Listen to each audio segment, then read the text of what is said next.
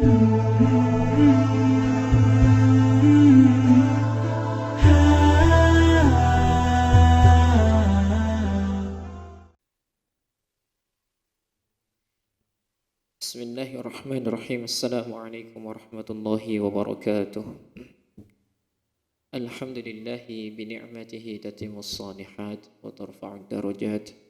Wassalatu wassalamu ala nabiyyil mu'ayyad bil mu'jizat wa ala alihi wa ashabihi ma damatin ardu was samawat amma ba'du.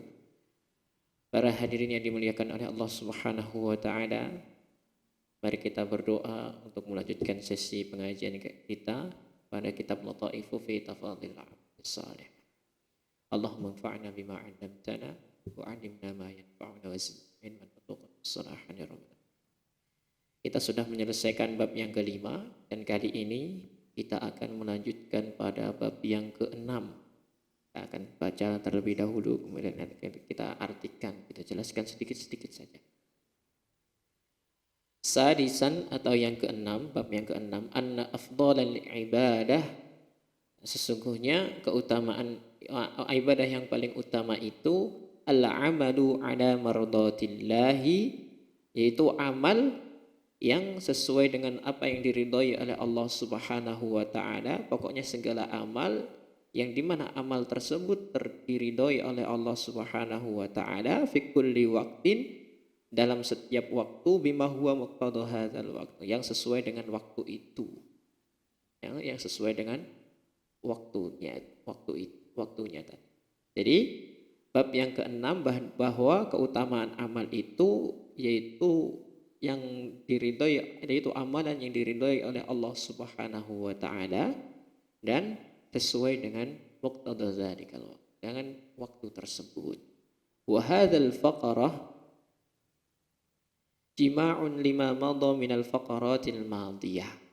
Dan paragraf ini atau bab ini bisa kita katakan yaitu kumpulan dari apa-apa yang terdahulu dari paragraf-paragraf yang terdahulu. Ini dari, yaitu sebenarnya bab ini adalah kumpulan dari bab-bab yang terdahulu, yaitu yang ibarat apa? Ya, kesimpulan gitu, kesimpulan dari bab-bab yang ada pada sebelumnya. Wa min ahsani man fassala fi hadhil mas'alati al-Imam Ibnu Al-Qayyim rahimahullahu fi kitabih Madarijus Salikin. Jadi dari apa yang seseorang yang paling bagus yang menerangkan pada masalah ini, yang paling bagus kata Syekh yang penulis mengatakan yang paling baik yang berbicara tentang masalah ini yaitu Ibnu Qayyim rahimahullah, muridnya Syekhul Islam Ibnu Taimiyah. Itu yang paling bagus yang menerangkan tentang bab ini.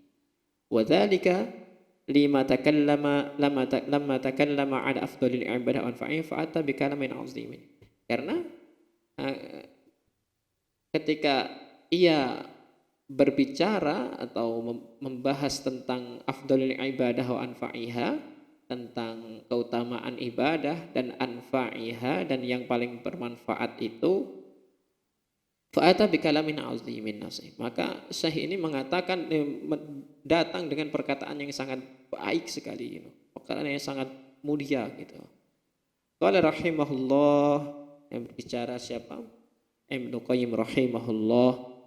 Summa ahlu maqami iyyaka na'bud lahum fi afdalil ibadah wa anfa'iha wa ahaqqiha bil isari at-takhsisu arba'ah turuq fahum fi dzalika arba'atu asnaf.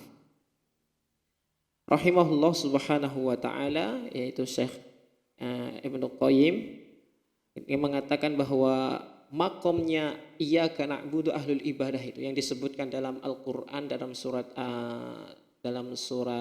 Al-Fatihah, iyyaka na'budu, yang dimaksud dengan iyyaka na'budu derajatnya orang yang sampai derajat ini yaitu ada 4 golongan gitu. Ada 4 golongan. Ini perbedaan ulama. Fa fi dzalika arba'at asnaf. Dibedakan menjadi 4 kelompok. summa syara'a fi dzalika tilkal summa syara'a fi dzikril tilkal asnafi faqala, kemudian mulai Syekh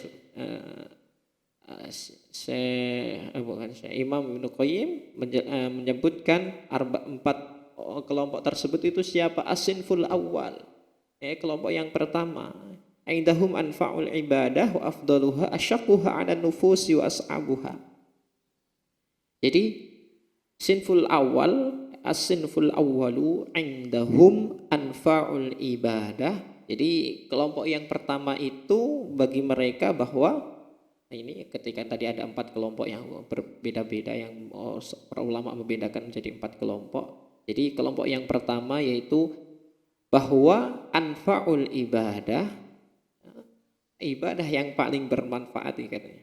Wa afdaluha, dan yang paling utama itu asyaqquha, jadi yang paling berat dilaksanakan.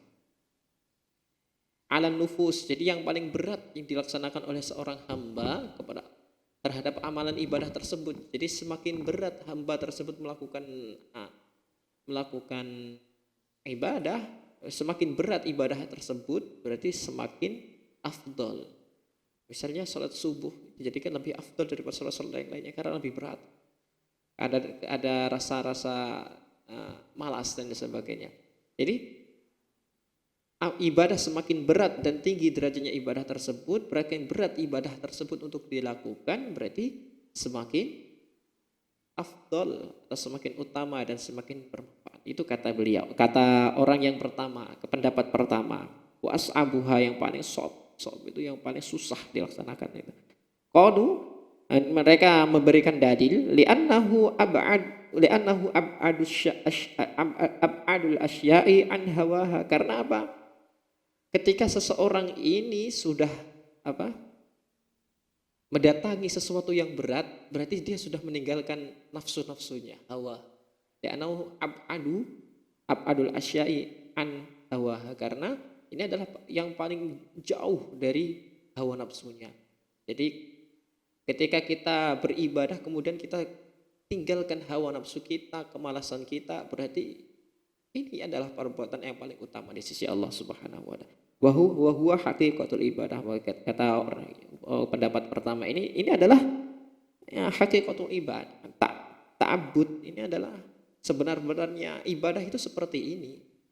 Jadi sebenar-benarnya ibadah itu adalah ketika kalian sudah meninggalkan hawa nafsu kalian, kemudian menjalankan amalan tersebut secara ikhlas, sehingga ketika kita jauh dari hawa nafsu kita akan semakin dekat dengan keikhlasan kita kepada Allah Subhanahu wa taala. Itu. Jadi pendapat yang pertama yaitu bahwa afdalul ibadah itu adalah yang paling berat dilakukan.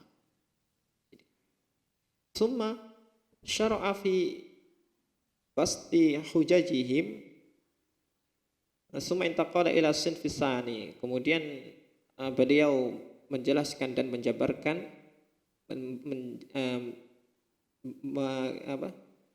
dengan dalil-dalil, dengan hujah-hujahnya. Summa intaqala ila sinfisani, kemudian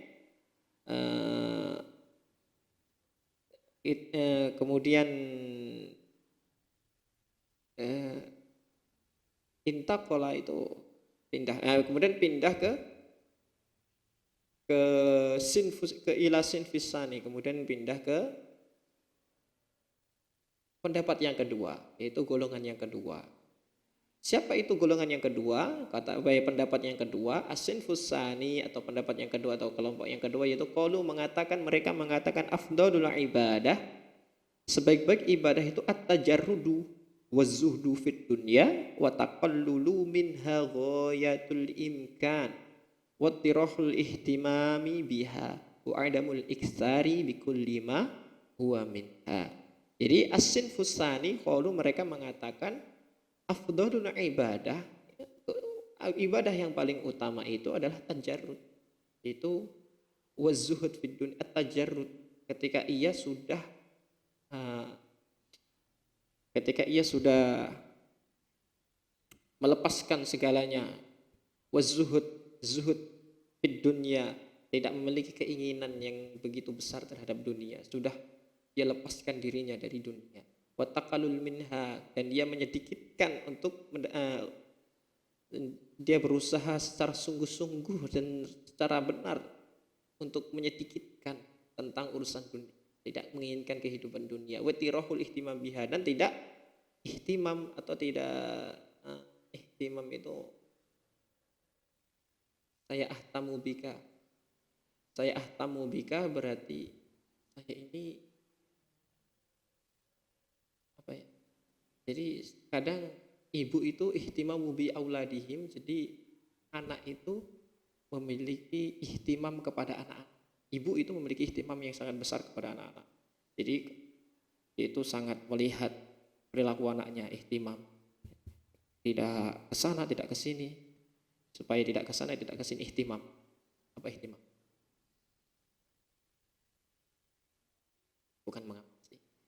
Jadi ittirahul ihtimam, tidak begitu banyak memperdulikan terhadap urusan dunia tadi. Ihtimam itu memperdulikan, wa ittirah itu membuang kepeduliannya terhadap dunia, itu cuek.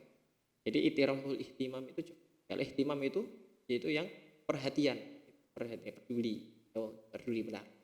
Wa adamul iktisaru bi kulli ma huwa minha, dan tidak berlebihan, iktisar berlebih-lebihan dalam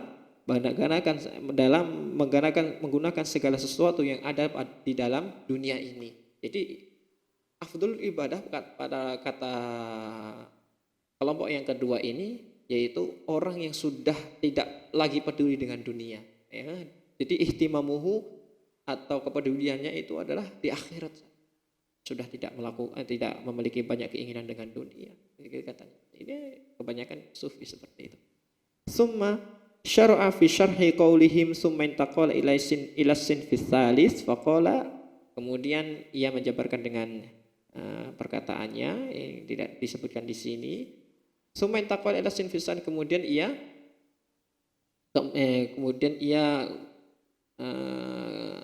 berganti atau pindah ke sinfis salis, ke kelompok yang ketiga, perkataan kelompok yang ketiga.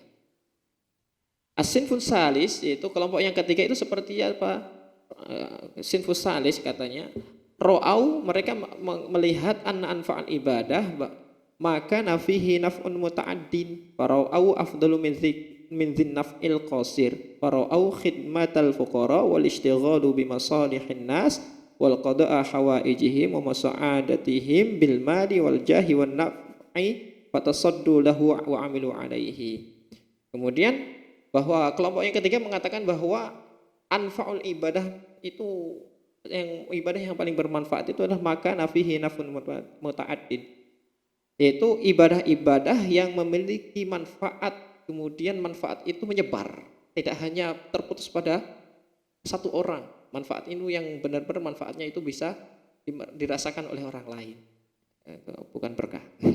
Fara'au, dan mereka melihat bahwa afdalu min dzinin naf'il qasir, dan amalan yang seperti ini memiliki keutamaan yang lebih daripada amalan-amalan yang manfaatnya untuk diri kita sendiri gitu, tidak memiliki kemanfaat untuk orang lain gitu.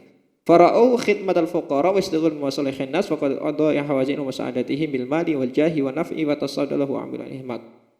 Dan mereka melihat bahwa khidmatul fuqara, memberikan khidmah atau mengabdikan diri kepada orang fakir miskin dengan cara bersedekah dan sebagainya, wal istighfaru bima sanihna, dan menyibukkan diri dengan keperluan-keperluan manusia, memberikan keperluannya, wa qada'i hawaijin, memberikan apa-apa yang mereka butuhkan, wa musa'adan bil mali, kemudian memberikan bantuan berupa mal, berupa harta dan sebagainya, berupa uang dan sebagainya, wajah, kemudian membantunya dengan jahnya, dengan derajatnya di mata manusia, kemudian ia membantu banyak manusia, wa naf', memberikan manfaat, wa tasaddaulahu, kemudian ia bersungguh-sungguh atau itu ya musarah, mempercepat untuk melakukan ini gitu. Wa dan takabul, jadi dia itu yang benar-benar ya semangat itu melakukan ini, wa amidu alaihi, dan mereka mengamalkan segalanya, yang mana amalan tersebut itu memiliki manfaat yang meluas, tidak hanya terputus di dirinya saja. Jadi amalan-amalan tersebut kata beliau, kata pendapat yang ketiga itu lebih afdol dan lebih utama daripada amalan-amalan yang lainnya. Itu yang dapat kita sampaikan pada sesi kali ini. Jadi yang kelompok yang keempat kita akan sampaikan pada sesi selanjutnya. Insya Allah. Jadi kelompok yang pertama tadi yaitu yaitu yang paling berat, ibadah yang paling berat itu ibadah yang paling utama. Yang kemudian yang kedua bahwa ibadah yang paling utama itu ketika kita sudah tidak menginginkan dunia. Kemudian yang ketiga, ibadah yang paling berat ya ketika ibadah tersebut dimanfaatkan oleh orang lain, memiliki manfaat yang meluas, tidak hanya memiliki manfaat terputus gitu. Itu mungkin yang dapat kami sampaikan. Selanjutnya terima kasih. Assalamualaikum warahmatullahi wabarakatuh.